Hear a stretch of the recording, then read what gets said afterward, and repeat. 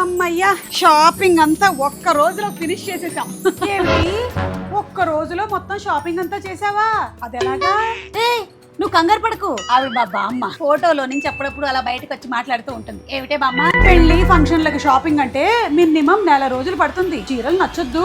అది అప్పుడు. ఇప్పుడు వారాహి సిల్క్స్ ఉందిగా. వారాహియా అంటే? వారాహి అంటే సంప్రదాయానికి సౌందర్యానికి వారధి. Exclusive sorry showroom. ఏది కొన్ని చీరలు చూపించు. చూపిస్తాను. ఏంటో చచ్చినా ఇంకా చీరల మీద కోరిక చావలేదు. ఏంటన్నావు? ఏం లేదు. ఓ ఏదో గొణుగుతున్నావు. అదే సారీస్ చూపిస్తున్నాను. గౌరీ పూజ సారీ గ్రీన్ అండ్ పింక్ ఎంత బాగుందో చూసావా? బానే ఉందిలే. ఇదిగో హల్దీ ఫంక్షన్ కి అందరూ ఎల్లో కట్టుకుంటారు కదా, అందుకనే ఇదిగో. బాగుందా?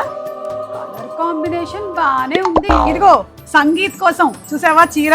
ఈ మధ్య ఈ సంగీతులు కూడాను ఎంత బాగుందో, జిగేల్ అంటుంది. మెటీరియల్ బాగున్నట్టుంది. దీంతో పాటు రెడీమేడ్ బ్లౌజ్ కూడాను. పెళ్లి కోసం ఎక్స్క్లూజివ్ గా కొన్నాం చీర. ఇది చూసావా? గుర్తొచ్చిందా? నీ కలర్ లో కూడా ఉంటుండేది. అరే అవును, యాలీ డిజైన్ అని ఎంత బాగుందో. కలర్ చూసావా? రెడ్ సారీ పట్టు చీర. అచ్చం నా పెళ్లి చీరలాగే ఉంది.